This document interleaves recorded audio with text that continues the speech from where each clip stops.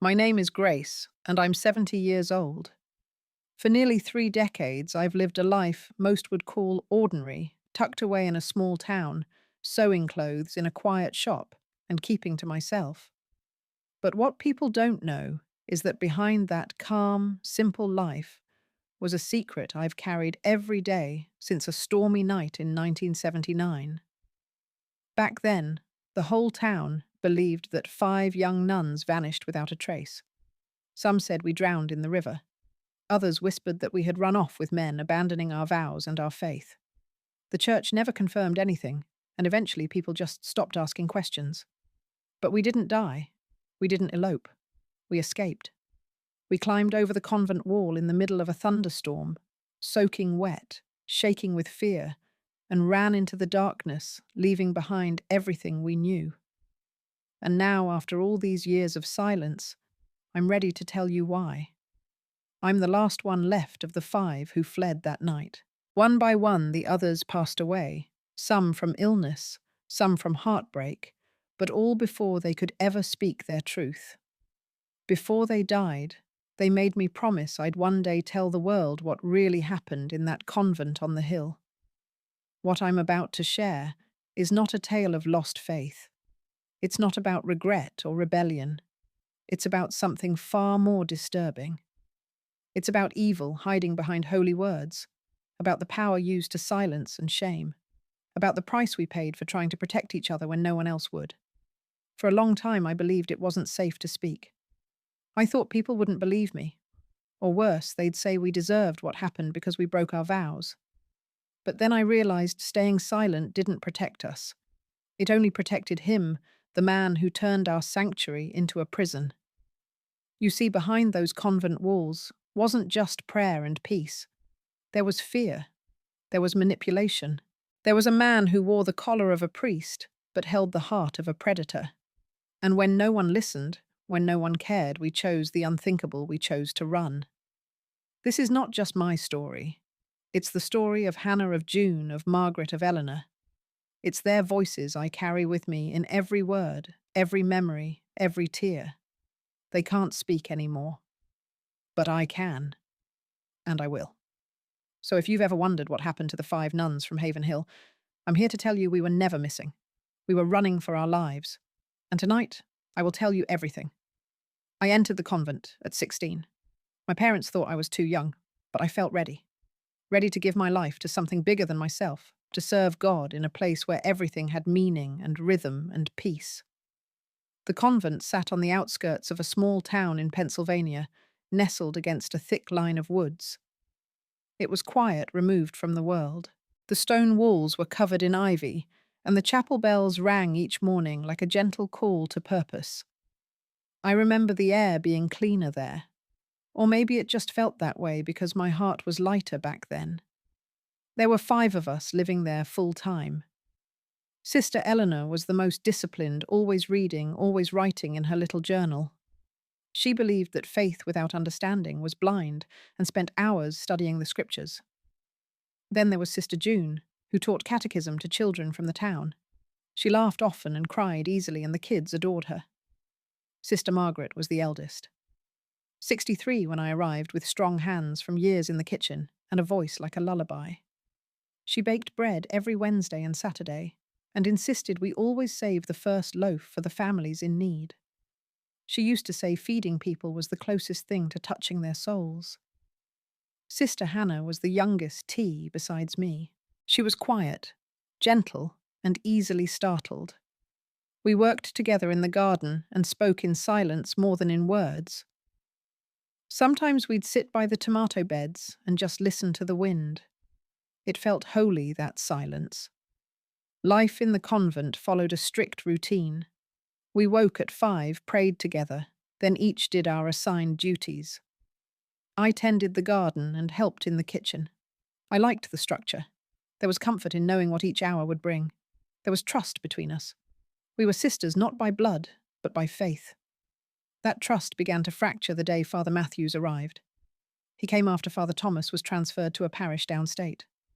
Father Thomas had been kind, grandfatherly, always smiling. We were sad to see him go. When Father Matthews first walked into the chapel, I remember how tall he looked in his robe, how firm his voice was. He carried himself with confidence, and the congregation seemed impressed. He visited the convent often, brought small gifts for each of us, a devotional book for Eleanor, a rosary for June. He gave me flower seeds and asked about the garden. He told Margaret her bread was a blessing. He smiled warmly and called us daughters of God. We welcomed him as a friend. But soon things began to shift. It started with the questions during confession. He asked for details that made me uncomfortable, wanted to know about impure thoughts about what I dreamed about at night. When I hesitated, he pressed, told me that true confession required honesty, even if it felt shameful. Then came the touches. A hand on the shoulder that lingered. A pat on the back that slid just a bit too low. Once in the hallway, his hand brushed against my waist as he passed. It felt deliberate. I froze, unsure of what to say. I wasn't the only one who noticed. Hannah began avoiding him. Her smile faded. One morning, I found her in the garden before dawn, sitting in the dirt, her hands trembling. When I asked what was wrong, she said nothing, just shook her head and walked away. June became quieter too. She stopped laughing during our meal times. Margaret watched us closely but said little. Eleanor kept to herself, reading even more than usual. Something was shifting, and none of us could name it yet. One afternoon, I walked into the library and saw Father Matthews standing too close to Hannah. She looked pinned her back to the bookshelf. His hand was wrapped around her wrist. Her eyes were wide like a deer in headlights. When he saw me, he let go and stepped back, smiling. Said he was just helping her find a passage. That night, I didn't sleep. I wanted to believe I was overthinking, that it was just awkwardness. But my gut told me otherwise. I tried to speak with Eleanor, hoping she would say I was wrong, that everything was fine. But she just looked at me and said she had also begun to worry. In the days that followed, the mood in the convent grew heavier. The air felt thick. Even our prayers sounded forced. Father Matthews kept coming more frequently now. He made excuses to stay late, asked us to help with readings, with organizing parish records, with small things that pulled us away from each other. One evening, June confided in me. She said he had questioned her during confession about her virginity, about temptations she'd had before entering the convent. She said he called it spiritual cleansing. Her voice cracked when she spoke, and I could see the bruise on her arm where he had grabbed her. Margaret overheard and didn't say a word. But the next day, she left 2 loaves of bread on June's bed. That was her way of showing she believed her. Still, none of us went to Mother Superior. She was recovering from pneumonia and barely left her room. And besides, we weren't sure she'd believe us.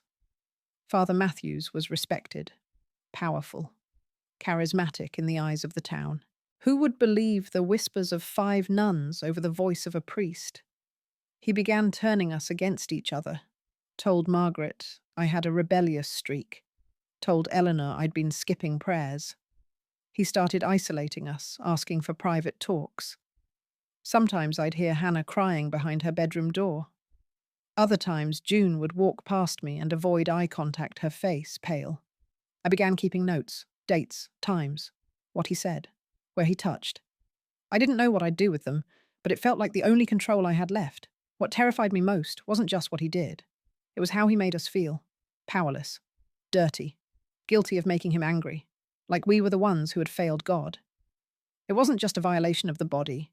It was a violation of the soul. He had taken our sanctuary and poisoned it, made us fear the very place we had trusted to be safe. And still we stayed silent. Because the truth is, when you wear a habit, people assume you are strong, holy, untouchable. But we were just women, scared, alone, and starting to realize the devil didn't always come with horns. Sometimes he wore a collar. The moment I saw Hannah curled in the pantry, her habit twisted and her hands shaking, I knew something had to change. Her voice trembled as she whispered that he told her no one would believe her. He said obedience was holy and disobedience was sin, and if she resisted, she'd lose God's grace forever. That night I gathered Eleanor, June, and Margaret in the cellar beneath the chapel. We didn't light a candle. We didn't dare. Our voices were barely above a breath, but our fear was louder than any scream. I told them what Hannah had endured. Eleanor already suspected. June nodded, her eyes dark. Margaret, though older and slow to speak, finally whispered that she had felt it too. We had no choice. We had to leave. But how does one escape a place built on obedience and silence? We had no money, no family to call, no real clothes beyond our habits. We weren't just walking away from a building. We were breaking from a life, from vows, from everything we had believed sacred. We debated for hours, speaking in low, broken sentences, afraid of what even the shadows might carry. Eleanor, always the logical one, insisted we'd need birth certificates, some kind of identification. June worried about where we'd go. Hannah said nothing, just held her rosary so tight, her knuckles turned white. Then came a name I hadn't expected, Mr. Henry. He was the man who delivered vegetables to the convent every Wednesday. Quiet, unassuming, older, with calloused hands and a bent back. He never said much, just nodded, smiled, and drove off. But once, months ago, when he caught me standing alone in the garden, he'd asked if everything was all right. I'd brushed him off then. But now I remembered his eyes. There was something in them, a kind of knowing. The next delivery day, I waited for him by the back gate. When he handed me the crate of carrots, I said softly that I needed help. He paused. Then he said he once had a daughter who wore the same habit I did. She'd entered a convent in another state and came home after a year broken and silent. She never told him what happened, but she never stepped into a church again. He looked at me and said if I needed to run, he'd help. I told the others. Margaret didn't hesitate. Eleanor took longer, but nodded. June whispered she was scared, but wouldn't let Hannah go alone. We had no illusions. This wasn't a plan. It was desperation stitched together with trembling hands and fading faith. We began gathering what we could. Eleanor used her access to the archive room to quietly copy our birth records. Margaret stashed food in the cellar bit by bit. I asked Mr. Henry through scribbled notes hidden in potato sacks if he knew a place we could go. He wrote back that his cousin in upstate New York had a farm and would take us in for a while. One afternoon, while mending a habit, June found a hidden envelope under her pillow. It was from Sister Agnes, one of the elder nuns who rarely spoke. Inside were 3 $20 bills and a single line I know: "Be safe." I cried that night, holding the money like it was a prayer answered. We had 1 week to prepare. Every day felt like walking on a wire. If Father Matthews noticed anything out of place, it would all be over. So we moved with care, packed only what we could carry under plain clothes. We planned to escape on a night with heavy rain, hoping the storm would mask our steps. Mr. Henry would wait by the old oak road at midnight, his truck engine off, lights dark. The hardest part was what we had to leave behind. Eleanor's notebook was filled with years of reflections. Margaret's wedding band, which she wore on a chain as a memory of the life she left behind. June's statue of Mary, which she kissed each morning. And for me, a letter from my mother. I folded it tight and slipped it inside my sock, the only piece of home I dared to bring. We practiced in whispers. Went over the wall in our minds. Who would go first? How we'd lift Margaret. Where would we hide if someone caught us before we reached the road? I don't know how we found the courage. I only know it didn't come all at once. It came in pieces. In the way Hannah held my hand without speaking, in how Eleanor never looked away, in the soft strength of Margaret's voice when she finally said, "If we die doing this, at least we die as women, not ghosts." We were still scared, but for the first time, fear wasn't in control. It didn't feel brave. It felt necessary. And so beneath the weight of our habits, the rules we had followed, and the silence we had obeyed, we waited for the rain. We waited for freedom. And we prepared to do the unthinkable. We prepared to run. The rain came just as the clock struck midnight. It wasn't a soft drizzle. It poured down in thick sheets, loud against the stone walls and chapel windows, drenching the earth and swallowing every sound in its roar. It was the kind of rain that felt like a sign, like the sky itself was crying with us, or maybe for us. We met in the cellar, dressed in plain clothes beneath our habits. The smell of damp stone and old wood clung to us. June handed out what little food we had managed to hide. Eleanor checked the folded birth certificates one last time. No one spoke. Even Margaret, usually calm in crisis, had her lips pressed tight. We left the habits folded on a wooden shelf, each set carefully laid down like a goodbye. I ran my fingers over mine. The cloth was worn familiar, but suddenly felt foreign. My chest ached as I turned away. The path through the back corridor led to the old pantry door rarely used. It creaked as I opened it, but the storm covered the sound. Outside, the wind slapped our faces. Lightning flashed across the sky, and for a split second I saw all of them clearly. Their eyes were wide, their faces pale, but determined. We ran across the yard toward the rear wall, water soaking us through in seconds. Our shoes sank into the mud. The rope June had braided from bedsheets hung coiled near the tree, just as Mr. Henry promised. Eleanor went first, nimble and quick despite the cold. I followed, my hands slipping on the wet stone knees, scraping on broken brick. We lifted Margaret together.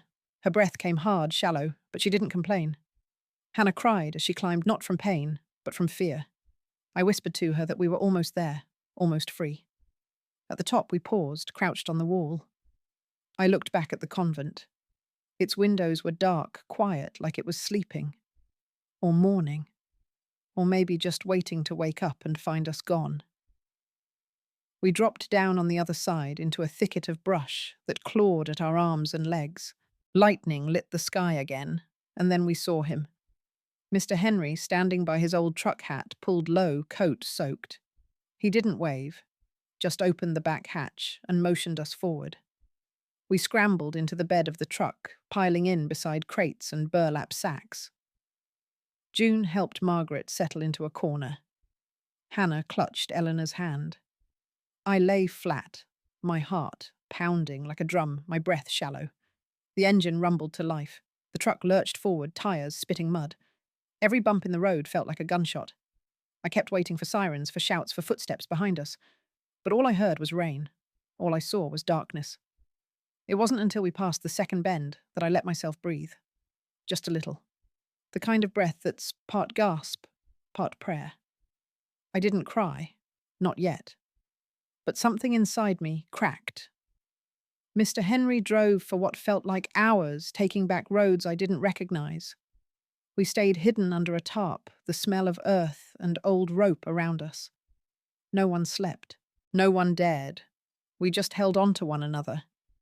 When the truck finally stopped, he whispered that we were safe for now. A barn. His cousin's land. Temporary, he said, but dry. Warm. Hidden. We climbed out, soaked and shivering, barely able to stand. The barn smelled like hay and old wood. It was heaven. We collapsed onto piles of blankets and feed sacks, not speaking, just breathing. Margaret pulled her knees to her chest and whispered that it was over. June kissed the cross around her neck. Eleanor just closed her eyes and didn't open them for a long time. That night, I didn't sleep. I sat by the door and watched the rain continue to fall. And even though every bone in my body ached, even though fear still clung to me like a second skin, I felt something I hadn't felt in years. I felt alive. We had made it out. We were free. Not safe yet. Not at peace. But free. And that for the first time gave me hope. We stayed in that barn for 3 days, just long enough to catch our breath and stop flinching at every sound. Then Mr. Henry drove us one by one to meet a friend of his, a man who owned a small garment factory near Cleveland, Ohio. His name was Frank. He didn't ask questions. Said we looked like women running from something bad and gave us work sewing uniforms. That was all we needed. A quiet place, a steady job, and a chance to disappear. We found a rundown house at the edge of town and moved in like distant relatives starting over. We each chose new names. I became Laura. Eleanor chose Kate. June became Rachel. Hannah became Emily. Margaret, our eldest, called herself Millie.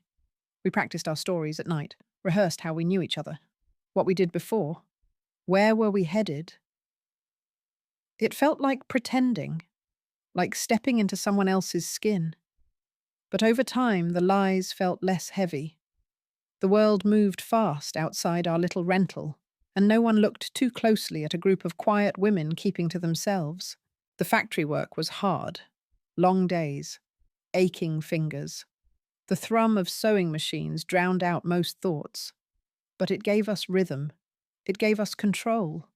And in some strange way, it gave us comfort. The house smelled like old floorboards and coffee. Millie always woke first to make toast. Emily sang while she cleaned, barely above a whisper. Rachel liked to watch the news even though it made her anxious. Kate read constantly.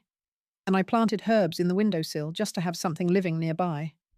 We created new routines, new habits, but the past followed us like a shadow that never quite faded. Some nights, I woke gasping, thinking I heard his voice in the hallway. Other times, I'd see someone in town with a priest's collar and freeze in place, my stomach twisting. Emily had the worst of it. She barely spoke for months. She flinched when anyone raised their voice. She cried in her sleep. But slowly, through friendship and time, she began to laugh again. When she met a young man from the factory and later married him, it felt like watching a small miracle unfold. Still, joy was never whole, not with what we carried. Kate got sick first, a cough that lingered. The doctors said pneumonia, but it was more than that. Years of stress of keeping everything locked inside had worn her down. She passed quietly one night, her hand in mine. We buried her under her new name. No one in town ever knew she had once been a nun. Rachel followed a few years later. Her heart failed. She died in her sleep, her Bible tucked under her pillow. She had once told me that forgiveness was the only way she could keep breathing, but I wasn't sure if she ever truly forgave herself for leaving. Millie held on the longest. Her body slowed, but her spirit stayed sharp. She called us her girls until the very end. She died in the kitchen peeling apples. It was gentle, fitting, just like her. Emily had 2 children by then, a daughter who looked like her and a son who carried her husband's smile. She lived nearby, visited often, but never spoke of the convent. She didn't want her children to know. I understood. But I also felt the weight of our silence growing heavier each year. I stayed in the same house alone for a while, worked at the factory until they sold it. Then I opened a small sewing shop in a quiet town near the foothills. Customers came and went. I kept it to myself. No one asked about my past, and I gave them no reason to. But every time I looked in the mirror, I saw both women. Laura, the seamstress, with grey hair and quiet eyes. And Grace, the girl who once believed the convent walls would keep her safe. I never stopped thinking about what we left behind. Not just the habits or the prayers or the silence, but the truth. The truth that no one knew, that no one had ever believed. And the promise I had made to Kate. That one day I would speak. I would tell the world what happened. Years passed. The names on the news changed, but the stories didn't. More women, more silence. More men in robes and collars walked free while their victims faded into shadows. And every time I heard one of those stories, something inside me stirred. The guilt, the anger, the shame. Not just for what was done to us, but for what we didn't do after. I started keeping a journal, writing it all down. Not just the facts, but the memories, the smells, the sounds. The way Emily's voice broke when she prayed. The way Kate trembled when she thought no one was watching. The way Rachel used to hum hymns when she sewed like it could keep the darkness away. There were days I told myself it was too late, that no one would care, that our story was just another lost whisper in a world too loud to listen. But then, I would remember that night. The rain, the wall, the truck, the way Millie said we deserved to be women, not ghosts. And I knew the silence couldn't last forever. Something had to be said. Someone had to speak. And I had no one left but me. I was 69 when I stepped back into Havenwood. The streets had changed. New storefronts, fresh pavement, but the air felt the same. Damp, heavy with memory. The convent was still there now, closed the windows, boarded the grounds overgrown, but the chapel stood tall, cross still shining against the sky like nothing ever happened. I had rehearsed this moment in my mind for years, but nothing prepared me for the way my legs shook as I walked into the rectory and asked to speak with Father Luke. He was young, maybe in his 40s, with a calm voice and sharp eyes. He didn't know me, but when I told him I had once lived at Havenwood and had something to share, something that couldn't wait, he brought me inside. We sat across from each other in a quiet room with creaking floors and walls lined with books. I placed a worn envelope on the table. Inside were my notes from 1979. Names, dates, descriptions. A confession not of sin but of survival. I told him everything, every detail, every scar. Father Luke didn't interrupt. He just listened. His face didn't shift when I mentioned Father Matthews, but I saw his hands tighten. When I finished, he said he had been contacted once by a woman named Claire, who had been in a girls' home run by the diocese. She'd described a man just like Matthews. Her story was buried. No one followed up. He asked if I was willing to go public. I hesitated. My voice trembled. But then I thought of Kate, of Rachel, of Millie, of Emily's daughter who might never know how brave her mother had been. And I said yes. Within weeks, Father Luke helped arrange a meeting with the diocesan board. I walked into that room in plain clothes, holding the same envelope in my hands. They looked at me with polite disbelief. Until I began to read. I told them about the cellar, about the bruises, about the garden, about the girls who never came back. One man tried to interrupt, said it was too long ago, said Matthews had retired, was living in Florida. I kept reading. Every name, every moment, every lie. By the end, the room was silent. The church launched an internal investigation. Then the press found out. Old reporters remembered the case of the missing nuns. The town buzzed with stories again. People who once whispered now shouted. A flood of calls followed. Women, survivors, former parishioners, each carrying pieces of the same truth. Father Matthews was confronted. He denied it at first, then quietly disappeared. But the evidence had built too strong, too loud to bury. He was found weeks later alone, drunk, muttering names he claimed not to remember. He was arrested. The news broke across the state. I stood outside the courthouse the day he was charged. A small crowd gathered. Some recognized me from the reports. One woman hugged me. Another cried. I didn't say much. I just stood there, breathing in air that felt a little lighter than it had in decades. Justice wasn't fast, and it wasn't complete, but it was beginning.